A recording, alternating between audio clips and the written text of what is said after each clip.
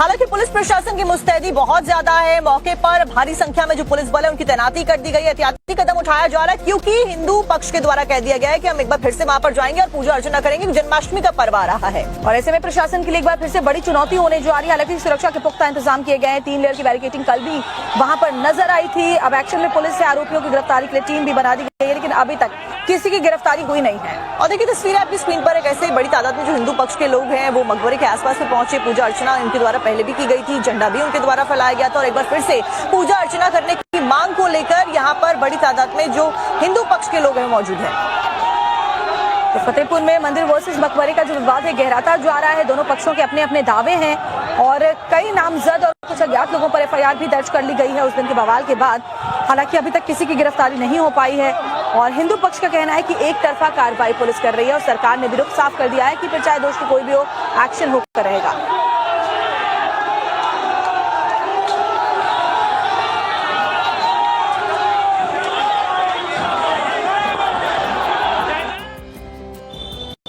अब यूपी में फतेहपुर में मकबरे को लेकर जो बवाल हो रहा है उसमें पुलिस ने अब तक कोई गिरफ्तारी नहीं की है, लेकिन पुलिस ने 10 लोगों के खिलाफ में और 150 जो लोग हैं उनके खिलाफ में मामला जरूर दर्ज किया है। तो 10 नामजद लोग हैं, 150 अज्ञात लोग हैं जिनके खिलाफ एफआईआर की गई है, लेकिन ड्रोन के जरिए निगरानी इसलिए की जा रही है क्योंकि जन्माष्टमी के मौके पर एक बार फिर से हिंदू पक्ष ने वहां पहुंचने की बात कही है और सरकार ने रुख साफ कर दिया है कि हम किसी को भी बख्शेंगे नहीं। और हिंदू पक्ष इसीलिए कह रहा है कि पुलिस प्रशासन एक तरफा कार्रवाई कर रही है। देखिए रिपोर्ट।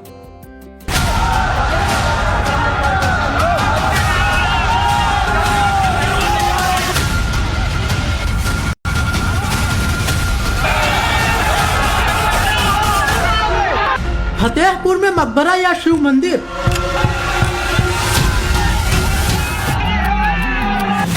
हालात न बिगड़े, प्रशासन है अलर्ट। चप्पे चप्पे पर नजर, आसमान से निगरानी।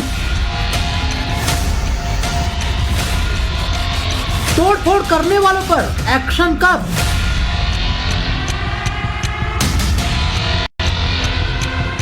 पहचान तो हुई, गिरफ्तारी होगी कब?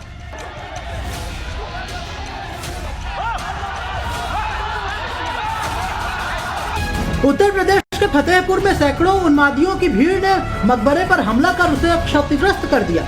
आक्रोशित लोगों ने मजार को तोड़ा, भगवा लहराया, हनुमान चालीसा का पाठ किया। यह मकबरा नवाब अब्दुल समद का जो करीब 200 साल पुराना बताया जा रहा है, लेकिन हिंदू पक्ष का दावा है कि यहाँ शिव मंदिर था। इसी विवाद के बाद फतेहपुर सुर्खियों में आया। फतेहपुर में मकबरे में घुसकर तोड़फोड़ करने के मामले में पुलिस ने एक्शन लेना शुरू कर दिया है। इस मामले में 10 नामजद और 150 अज्ञात उपद्रवियों के खिलाफ अपराध दर्ज किया गया है, लेकिन अभी किसी की भी गिरफ्तारी नहीं हुई है। मजार को तोड़ने के बाद जमकर बवाल हुआ। फतेहपुर में हिंदू और मुसलमान एक बार फिर आमने सामने नजर आने लगे। प्रशासन ने बड़ी मुश्किल से हालात को काबू में किया। इधर हिंदू समाज के लोगों का कहना है कि पुलिस एक तरफा कार्रवाई कर रही है। हिंदू समाज का कहना है कि 16 तारीख को जन्माष्टमी के दिन हमें वहां पूजा करने का अधिकार चाहिए। अब एफआईआर में मेरे ऊपर नाम प्रशासन ने कैसे डाल दिया, ये मुझे कल शाम को जानकारी मिली कि प्रशासन को एफआईआर लिखना चाहिए तो जो वहां अधे चला रहे थे, जो वहां डंडे चला रहे थे, जो वहां तलवारें लिए दूर खड़े थे, एक वर्ग विशेष के लोग जो उस मठ मंदिर और हमारे ठाकुर जी की जो मंदिर है उसके विरोध में लोग खड़े थे। वहाँ पर जब जन्माष्टमी है तो आप लोग जाएंगे पूजन? देखिए, हमारी समिति है, हमारे शीर्ष नेतागण हैं, उन लोग का जैसा आदेश होगा वैसे हम लोग करेंगे। वैसे वो हमारा मंदिर है, पूजा अर्चना तो हम लोग को करनी चाहिए। कानून का रास्ता हमें ना अपनाना होता तो हम उनके पास पत्र लेके क्यों गए थे? सुबह 10 लोग 20 लोग 100 लोग इकट्ठा होते, सुबह जाके पूजा करा। उनकी बात मानी भी नहीं आप? अब कैसे कानून की भाई, तो कानून कैसे कह रहा है कि हमने कानून की बात नहीं मानी? हमने कानून से अनुमति दी नहीं थी। हमें पूजा के लिए भी अनुमति लेनी पड़ेगी। पुलिस और प्रशासन की चिंता 16 तारीख यानी जन्माष्टमी के दिन को लेकर है, जब हिंदू समाज के लोग वहां पूजा करने की जिद करेंगे, जबकि पुलिस ने पूरे इलाके की घेराबंदी कर दी है। एहतियात के तौर पर पुलिस ने विवादित स्थल के आसपास भारी पुलिस बल की तैनाती कर दी है ताकि जन्माष्टमी के दिन किसी तरह की कोई हिंसा न हो सके। इसके साथ ही पुलिस आसपास के पूरे इलाके में ड्रोन से निगरानी रख रही है ताकि मकबरे के आसपास के मोहल्लों या घरों की छतों पर पत्थर या सरिया जैसी कोई चीज न हो। इसे पूरे इलाके में पुलिस की पेट्रोलिंग लगातार की जा रही है। इधर मकबरे के टूटे दरवाजे और नुकसान की मरम्मत करा दी गई है। इसके साथ ही यहाँ भारी पुलिस बल की तैनाती भी की गई है। फतेहपुर में मकबरे में मचे उपद्रव के बाद देर रात प्रशासन ने जिस गेट से भीड़ ने एंट्री की थी उस गेट की रिपेयरिंग करा दी है। गेट तोड़ दिया गया था, लेकिन अब आपको सामने गेट पर ताला लगा हुआ नजर आएगा। उसके पास जो दीवार है वहां पर प्लास्टर भी हो रहा है। मतलब जहां जहां तोड़फोड़ की गई थी वहां वहां मरम्मत कराई गई है, दीवार पर प्लास्टर कराया गया है। साथ ही गेट को पूरी तरीके से क्षतिग्रस्त कर दिया गया था। अंदर भी नुकसान हुआ था। जानकारी ये भी है, सूत्रों की माने तो अंदर भी प्रशासन ने पूरे जो परिसर है उसकी रिपेयरिंग कराई है। उस पे जो चीजें जिन्हें नुकसान पहुंचाया गया था उसे ठीक कराया गया है। और देखिए, ये 3 लेयर की बैरिकेड की गई है। पहला लेयर आपको सामने नजर आएगा जो कि 10 मीटर की दूरी पर है। उसके बगल में 1 मीटर की दूरी पर एक और बैरिकेड किया गया है। और देखिए, ये एक तीसरी लेयर की बैरिकेडिंग यहाँ पर है और तीनों लेयर में सुरक्षा यहाँ पर तैनात की गई है। सुरक्षा व्यवस्था मुस्तैद रखी गई है। एक तरफ जहां मकबरे के आसपास कड़ी सुरक्षा है, पुलिस की मुस्तैदी है, वहीं सरकार की तरफ से भी कहा जा रहा है कि माहौल खराब करने वालों को किसी भी कीमत पर छोड़ा नहीं जाएगा, चाहे वो कोई भी हो। कहा जा रहा है कि वहाँ पे कुछ लोगों ने एक मकबरे को तोड़ दिया, उस तोड़फोड़ की, उस पे भगवा झंडा फहरा दिया। देखिए, योगी जी के राज में दंगाइयों अपराधियों के विरुद्ध हमेशा कठोरतम कार्रवाई हुई है और कठोरतम कार्रवाई होगी। इस पूरे मामले में भी बीजेपी के कुछ जो लोकल वहाँ के लीडर्स हैं उनके नाम भी आए हैं। एफआईआर में भी एक सफारत का नाम जो गलत करेगा, जो कानून को अपने हाथ में लेगा, उसके खिलाफ कार्रवाई की जाएगी। योगी जी की 0 टॉलरेंस की पॉलिसी है अपराध के विरुद्ध। ये तो सभी जानते हैं कि योगी सरकार में अपराधियों के लिए कोई जगह नहीं है। ऐसे में फतेहपुर की फिजा में जहर घोलने वालों पर भी सख्त एक्शन की उम्मीद है। तो फतेहपुर में एक तरह से धर्म युद्ध छिड़ा हुआ है। बीजेपी जहां फतेहपुर में संभल वाली तस्वीर देख रही है तो वहीं विपक्ष इसको लेकर हमलावर है। ओवैसी ने भी सवाल उठाए हैं बीजेपी पर और अखिलेश यादव ने तो यहां तक कह दिया है कि भारतीय जनता पार्टी अंग्रेजों की तरह डिवाइड एंड रूल नियम पर काम कर रही है। ओवैसी ने बीजेपी के ऊपर नफरत फैलाने का आरोप लगा दिया। अब देखना ये होगा कि ये पूरा जो मकबरे का मुद्दा है कितना ज्यादा और गरमाने वाला है, क्योंकि सड़क से लेकर संसद तक इसकी गूंज कैसे सुनाई दे रही है, डिटेल्स रिपोर्ट में देखिए। फतेहपुर में मकबरे का विवाद लखनऊ तक सियासी सनसनी बन गया है। मकबरे में मंदिर होने के दावे पर अब खूब सियासत होने लगी है। विधानसभा में भी समाजवादी पार्टी ने इसको लेकर सरकार से जवाब मांगा। सनातन की पुरोजर हिमायती बीजेपी फतेहपुर को संभल के बाद एक नया विकल्प के तौर पर देख रही है, तो वही समाजवादी पार्टी कटाक्ष करती नजर आई।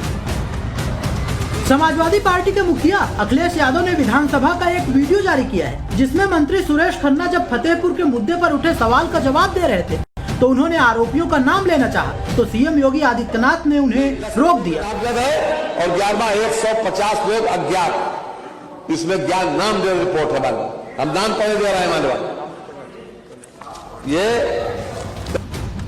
इस पर अखिलेश यादव ने सोशल मीडिया पर पोस्ट किया, जब मुख पर मुख्य ही पाबंदी लगा रहे हैं तो सत्य कैसे सामने आएगा। अखिलेश यादव ने फतेहपुर की घटना को दुर्भाग्यपूर्ण बताते हुए कहा कि बीजेपी डिवाइडर एंड रूल करती है, दोषियों पर कड़ी कार्रवाई की जाए। उनका वो सोची समझी जो रणनीति है जो अंग्रेजों से ली है उन्होंने, भारतीय जनता पार्टी की पूरी विचारधारा अंग्रेजों से दी गई है। डिवाइड एंड रूल, हिंदू मुसलमान के बीच में नफरत फैलाना। अगर हम हक की बात करें तो हिंदू मुसलमान को आगे कर देना। ये जिस तरह का काम हुआ है फतेहपुर में, सरकार को उन दोषी लोगों के खिलाफ कार्रवाई करनी चाहिए। जितने लोग वीडियो विजुअल्स में दिखाई दे रहे हैं उन सबको जेल भेजना चाहिए। अब फतेहपुर के मुद्दे पर भरपूर सियासत शुरू हो गई है। फतेहपुर के बीजेपी जिला अध्यक्ष मुखलाल पाल का एक वीडियो वायरल हो रहा है, जिसमें वो एसपी फतेहपुर को फोन करते नजर आ रहे हैं। ये मुलायम सिंह की सरकार नहीं है कि गोलियां चलवा दोगे। एसपी साहब, आपने कहा था ना कि 7 बजे हम बैठक करेंगे, कहा था कि नहीं कहा था, बताइए। ये मुलायम सिंह की सरकार नहीं है कि आप गोली चलवा दोगे, और आपकी हिम्मत है तो आज गोली चलवा कर देखिएगा। मकबरे पर हमले और मजारों की तोड़फोड़ पर हैदराबाद के सांसद असदुद्दीन ओवैसी ने कहा कि बीजेपी की सरकार ने यूपी में नफरत का माहौल बना दिया है। पुलिस की मौजूदगी में जाकर खबरों को तोड़ा जा रहा है, बेहुरमती की जा रही है, दरगाह के अंदर जाया जा रहा है और पुलिस कुछ नहीं कर रही है। अगर वही लोग मुसलमान समाज के होते तो क्या होता, आप खुद सोचिए। तो कानून का इस्तेमाल जो है ना, मजहब को देखकर, पॉलिटिकल आइडियोलॉजी को देखकर इस्तेमाल किया जा रहा है। मकबरे में तोड़फोड़ पर जहां सियासत उबल रही है, वहीं पप्पू सिंह चौहान ने सपा का साथ छोड़ दिया है। उन्होंने कहा कि सपा सनातन का अपमान कर रही है। और अगर हम अपने हिंदू धर्म की बात करते हैं तो इन लोगों को बहुत बुरा लगता है। इसलिए मैं माननीय अखिलेश यादव जी से गुजारिश करता हूं और अपना इस्तीफा समाजवादी पार्टी को मैं देने जा रहा हूं और दे दिया हूं। सभी पदों से मैं मुक्त होना चाहता हूं। फतेहपुर की घटना से सड़क से लेकर सदन पर सियासी पारा गर्म हो गया है। विपक्ष ने सदन में खूब हंगामा काटा है, जिसके बाद सरकार ने इस मुद्दे पर सदन में चर्चा को तैयार है। अब जन्माष्टमी से ठीक पहले एक बार फिर यूपी की सियासत धर्म के नाम पर उबलने लगी है। और सीधे रुख करेंगे इस वक्त की बड़ी खबर का। प्रधानमंत्री नरेंद्र मोदी से जुड़ी हुई खबर, जो कि यूएसए जा सकते हैं। संयुक्त राष्ट्र महासभा का आयोजन और उस बीच सितंबर के महीने में प्रधानमंत्री यूएसए जा सकते हैं। तो अगले महीने उनका ये दौरा अमेरिका का हो सकता है और खासतौर पर ट्रंप के साथ जो तनातनी इस वक्त चल रही है, जिस तरह के एक्शन और बयान दिए गए हैं अमेरिकी राष्ट्रपति की तरफ से, ऐसे में ये मुलाकात और उनका ये दौरा बहुत अहम हो जाता है। यूएन की बैठक में शामिल होंगे प्रधानमंत्री नरेंद्र मोदी। दरअसल अब फिलहाल मौजूदा वक्त में यूएसए के द्वारा भारत के ऊपर 50% टैरिफ लगा दिया गया है, जिसमें से 25% टैरिफ मौजूदा वक्त में लागू किया जा चुका है। बल्कि अतिरिक्त जो 25% टैरिफ है वो आने वाले समय में लागू किया जा सकता है। और इसी को अनुचित और तर्कहीन प्रधानमंत्री के द्वारा अपने संबोधन में भी बताया गया था।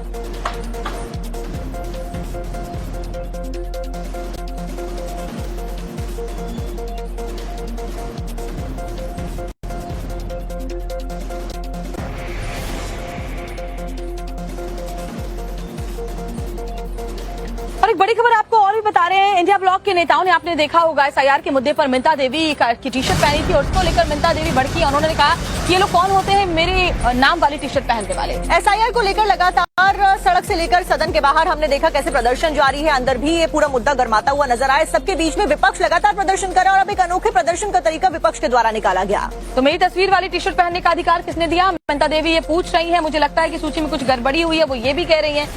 तो बड़ी खबर आपको बता रहे हैं, जब इंडी अलायंस के सांसदों ने बिहार की मिंता देवी के नाम वाली टी शर्ट पहनकर विरोध किया था, अब इस राजनीतिक प्रदर्शन पर खुद मिंता देवी ने आपत्ति जताई है। मिंता देवी का नाम चुनाव आयोग की वोटर सूची में कथित तौर पर 124 साल की उम्र के साथ में दर्ज है। मिंता ने कहा कि मुझे प्रशासन की ओर से कोई भी फोन तक नहीं आया। तो मेरे कौन होते हैं? प्रियंका गांधी या राहुल गांधी मेरे कौन होते हैं? उनको अधिकार किसने दिया कि मेरे नाम का टी शर्ट, मेरे तस्वीर का फोटो लगा कर टी शर्ट पहने? क्यों है? क्यों? कारण क्या है? वो कौन होते हैं? उनको अधिकार दिया किसने? कहना है कि जो अभी चुनाव में ये चल रहा है नाम जोड़ने का प्रक्रिया, आपका उम्र बढ़ा कर सकता है। क्यों बढ़ा गया है? कारण कौन बताया है? कौन बढ़ाने के लिए बोला है? कोई बताया होगा ना, बढ़ाया होगा ना। आपको लगता है इसमें गड़बड़ी हुई है? अब गड़बड़ी हुई है, हम नहीं किए हैं तो हमको क्या पता चलेगा कि गड़बड़ी हुई है ना? जो किया है उसको पता नहीं चल रहा है। आपको क्या लगता है? हमको तो लग रहा है कि गड़बड़ी है, मगर गड़बड़ी जो किया है उसको क्या लग रहा है नहीं गड़बड़ी है। उसको अगर नहीं लग रहा है तो वो समझे, वो उसका काम समझे, हम क्या जानते हैं। किसी का फोन आया किसी अधिकारी? नहीं, मेरे पास किसी का फोन नहीं आया है। वो भी कोर्ट परिसर के अंदर। 2 महिलाओं ने एक शख्स को जमकर पीटा है, लेकिन ये पिटाई क्यों की इन महिलाओं ने, देखी रिपोर्ट। एक शख्स, 2 महिलाएं और कोर्ट में हंगामा। एक ने बाल पकड़े, दूसरे ने थप्पड़ जड़े। कोर्ट में जुलूस निकला, हाई वोल्टेज ड्रामा चला। एक शख्स जिसे 2 महिलाओं ने पकड़ा हुआ है, कभी उसे बालों से पकड़कर पीटा गया तो कभी गिरेबा पकड़कर खींचा गया। जामनगर कोर्ट परिसर में यह हाई वोल्टेज ड्रामा बहुत देर तक चलता रहा। शख्स को महिलाएं पीटती रही, लेकिन बीच बचाव के लिए कोई आगे नहीं आया। बताया जा रहा है कि शख्स और दोनों महिलाएं किसी केस के सिलसिले में कोर्ट पहुंची थी, लेकिन शख्स ने दोनों महिलाओं पर कोई कमेंट कर दिया, जिसके बाद दोनों महिलाओं ने शख्स को पकड़कर सबक सिखाना शुरू कर दिया। शख्स की जमकर पिटाई करने के बाद दोनों महिलाएं उसे गिरेबां पकड़कर बाहर तक खींचती लाई। इस दौरान बवाल को लेकर मौके पर पुलिस पहुंच गई। पुलिस ने तीनों को गाड़ी में बिठाया और थाने ले गई। एक वीडियो वायरल है पंजाब के मोगा से, जिसमें पति पत्नी का डांस को लेकर खबरें सामने आ रही हैं। कभी उनके रिश्तों के बिखरने की जानकारी और कभी ये पूरा मामला मर्डर तक जा पहुंचता है। सबके बीच में पंडित धीरेन्द्र कृष्ण शास्त्री के द्वारा एक वीडियो पति पत्नी को लेकर जारी कर दिया गया है। उन्होंने ये भी कहा कि जो रिश्ते आजकल टूट रहे हैं उसकी वजह क्या है और इसके अलावा क्या किया जा सकता है जिसकी वजह से पति पत्नी के रिश्तों में खटास न आए और ये रिश्ते लंबा वक्त तय कर सकें। साथ में आपको भी सुनवा देते हैं क्या कहा उन्होंने। पति पत्नी का रिश्ता बड़ा कमजोर हो गया। जय श्री राम। ये न्यूज़ें, ये लगातार सुर्खियां, अखबारों की ये कटिंग बता रही है कि जो 7 जन्म तक जीने मरने की कस्में वादे और 7-5 वचन दिए जाते थे मंडप के नीचे आचार्य के द्वारा, वो इतने कमजोर हो गए। पता है क्यों? क्योंकि आजकल आदमी सुंदर खोज रहा है, समझदार नहीं। सुंदर आदमी से ज्यादा महत्वपूर्ण समझदार आदमी होना बहुत जरूरी है। सुंदर हो या ना हो, यदि समझदार रहेंगे तो सफर लंबा होगा। समझदार नहीं होंगे, केवल सुंदर रहेंगे तो सफर बहुत छोटा होगा। लंबी रेस का घोड़ा बनना है तो समझदार साथी चुनो। सुंदर ही नहीं, समझदार भी होना चाहिए। अब खबर गुजरात के सूरत से आपको दिखाते हैं। एक महिला का यहाँ पर हाई वोल्टेज ड्रामा देखने को मिला है, लेकिन तेंदुआ जो किसानों को तो नजर आया लेकिन वन विभाग की टीम को अभी तक नहीं दिखाई पड़ा है। खेत में टहल रही मादा तेंदुआ, 2 शावकों के साथ चहलकदमी, खौफ में किसानों की सांस अटकी। ड्रोन से चप्पे चप्पे की निगरानी। यूपी के सीतापुर में मादा तेंदुए की दहशत देखने को मिली है। स्थानीय लोगों ने नहर के पास खेतों में मादा तेंदुए को 2 शावकों के साथ टहलते हुए देखा। किसानों ने बाघिन का वीडियो बनाकर सोशल मीडिया पर अपलोड कर दिया, जिसके बाद मामले की जानकारी वन विभाग और प्रशासन को दी गई। मौके पर पहुंची प्रशासन की टीम घंटों तक मशक्कत करती रही, लेकिन तेंदुए को तलाश करने की तमाम कोशिशें नाकाम नजर आई। वन विभाग की टीम ने पंजों के निशान और ड्रोन की मदद से तेंदुए को तलाशने की भी कोशिश की, लेकिन टीम को फिर भी कामयाबी नहीं मिल पाई। तेंदुए को लेकर अढ़नापुर गांव में दहशत का माहौल है, तो वहीं तलाश भी जारी है। अब खबर आगरा से, जो एक शख्स उफनती हुई यमुना नदी में कूद पड़ा, लेकिन जल पुलिस ने उसे देख लिया। और उसके बाद में क्या होता है? सारी जमीन को कब्जा करके ये अवैध कब्रिस्तान यहाँ पर बनाई गई थी, जिस पर अब एक्शन लिया गया है। बुलडोजर एक्शन की ये तस्वीरें एक बार फिर से संभल से आई हैं। यहाँ पुलिस प्रशासन ने 3 बीघा सरकारी जमीन को अवैध कब्जे से छुड़ाया है। बुलडोजर ने कब्रिस्तान के मेन गेट से लेकर अंदर बनी अवैध स्ट्रक्चर को जमींदोज कर दिया। बुलडोजर एक्शन में पहले प्रशासन ने ड्रोन कैमरे से पहले आसपास के इलाके की निगरानी कराई। प्रशासन के मुताबिक नवीन पट्टी से इस सरकारी जमीन पर कई सालों से कब्रिस्तान बनाकर कब्जा किया गया था। इस मामले को लेकर 2 महीने पहले लेखपाल की रिपोर्ट के आधार पर कोर्ट में विवाद दर्ज किया गया था। अदालत की तरफ से मस्जिद कमेटी को सरकारी जमीन से अवैध कब्जा हटाने के लिए नोटिस दिए गए थे, लेकिन मस्जिद कमेटी ने अपना कोई भी कब्जा होने से साफ इनकार कर दिया। 9 जुलाई को कोर्ट ने नवीन पट्टी की 3 बीघा सरकारी जमीन पर कब्रिस्तान बनाकर किए गए अवैध कब्जे को हटाने के लिए आदेश जारी किया और मंगलवार को पुलिस प्रशासन ने मौके पर पहुंचकर इसे अंजाम दे दिया। खबर उत्तर प्रदेश के जौनपुर से भीषण सड़क हादसा हुआ है यहाँ पर और 4 लोगों की मौत हो गई है। दरअसल रोडवेज की बस और ट्रक के मुद्दे को लेकर लगातार विपक्ष जो है वो हंगामा कर रहा है और एक बार फिर से एक ऐसी खबर मिली है। और राहुल गांधी को दरअसल इस विरोध प्रदर्शन में अपने जो इंडिया गठबंधन के बाकी दोस्त हैं, बाकी साथी हैं, उनका भी जबरदस्त समर्थन मिल रहा है, जिससे वो पूरे कॉन्फिडेंस में नजर आ रहे हैं और इस मुद्दे पर जमकर सरकार पर सवाल उठा रहे हैं।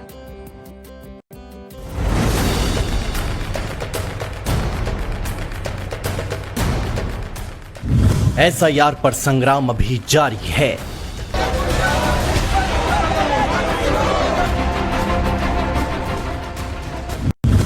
क्योंकि पिक्चर अभी बाकी है। एसआईआर पर कांग्रेस ने कसी कमर। इंडिया अलायंस करेगी बड़ा गदर। सवाल पर थोड़ा सा थमे, रुके और बेहिचक बोल दिया कि पिक्चर अभी बाकी है। अभी पिक्चर बाकी है, अभी पिक्चर बाकी है, अभी पिक्चर बाकी है। एक बात तो साफ है कि एसआईआर पर छिड़ा संग्राम अभी नहीं थमेगा। वोट चोरी के अभियान को छेड़कर राहुल ने सरकार से लेकर ईसी तक की टेंशन को बढ़ा दिया है। ऐसी खबर आ रही है कि राहुल गांधी अभी कोई और खुलासा करने वाले हैं, ऐसा उनकी बातों से लग रहा है। राहुल गांधी 17 तारीख को बिहार जाने वाले हैं। एसआईआर को लेकर कांग्रेस एक बड़ी बैठक कर रही है। राहुल लगातार आक्रामक हैं, बीजेपी पर हमलावर हैं। हम कॉन्स्टिट्यूशन की रक्षा कर रहे हैं।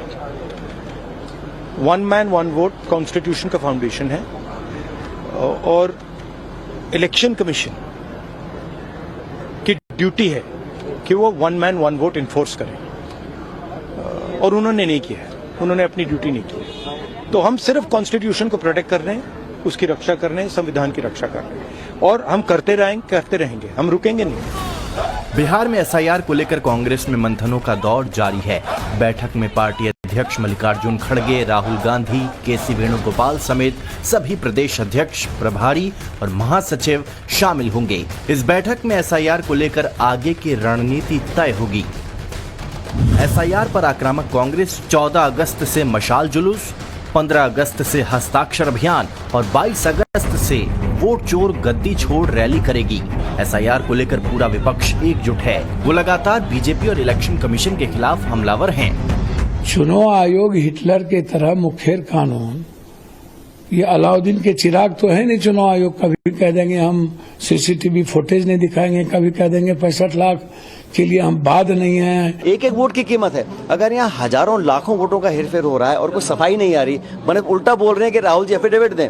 अरे हम तो कहना है इसकी जांच करिए, और निर्वाचन आयोग को, सच में निर्वाचन आयोग की जिम्मेदारी बहुत बड़ी है। इस मुल्क में सबसे बड़ा लोकतंत्र है, वहां पर अगर चुनाव पारदर्शी तरीके से किसी को आशंका है तो उस आशंकाओं को दूर करने का काम निर्वाचन आयोग का है। क्योंकि वोट चोरी हम सिर्फ हवा में कुछ बात नहीं कर रहे हैं। बहुत सारे ऐसे लोगों को हमने दिखाया है, जो वो आदित्य श्रीवास्तव है, शकुन रानी है, मिंता कोई देवी है। मिंता देवी दुनिया में सबसे बुजुर्ग लेडी देश में, 124 साल की।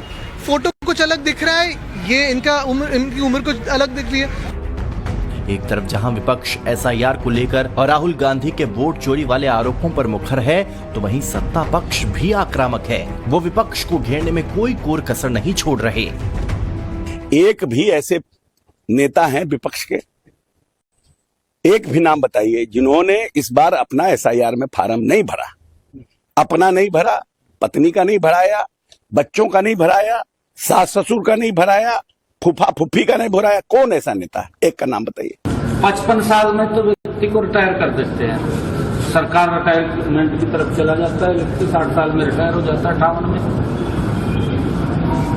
उसका नेतृत्व राहुल गांधी कर रहे हैं। मैं ये मानता हूं कि जो वो मुद्दे उठाता है वो बालक बुद्धि के मुद्दे।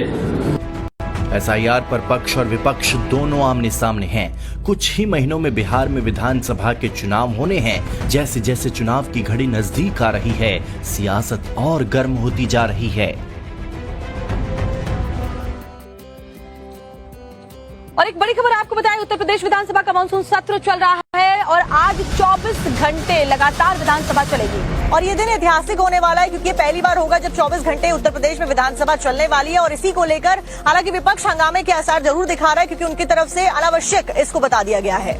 सुबह 11 बजे से कल 11 बजे तक सदन की जो कार्यवाही है वो चलती रहेगी। विकसित उत्तर प्रदेश 2047 का विजन डॉक्यूमेंट इसमें पेश होगा। योगी सरकार इस विजन डॉक्यूमेंट को पेश करने वाली है। विजन 2047 के तहत भारत को विकसित राष्ट्र बनाना है, उत्तर प्रदेश को एक बड़ी इकोनॉमी के रूप में सामने रखना है। और यही कारण है कि इस दिन को भी ऐतिहासिक बनाने के लिए ये निर्णय लिया गया कि 24 घंटे तक विधानसभा का सत्र चलने वाला है। योगी सरकार यूपी का विजन डॉक्यूमेंट पेश करेगी, जिसमें तमाम जो अलग अलग विभागों के मंत्री हैं वो अपने अपने डिपार्टमेंट का विजन डॉक्यूमेंट पेश करेंगे। समाजवादी पार्टी ने इसका बहिष्कार किया है। आज विधानसभा के मानसून सत्र का तीसरा दिन है, जो 24 घंटे तक चलने वाला है। सामाजिक, आर्थिक और बुनियादी ढांचे को और भी ज्यादा बेहतर करने को लेकर विजन 2047 उत्तर प्रदेश की सरकार इसके ऊपर आज चर्चा करने वाली है। और खास बात यह कि 24 घंटे सभी जो लोग हैं सदन में मौजूद रहने वाले हैं।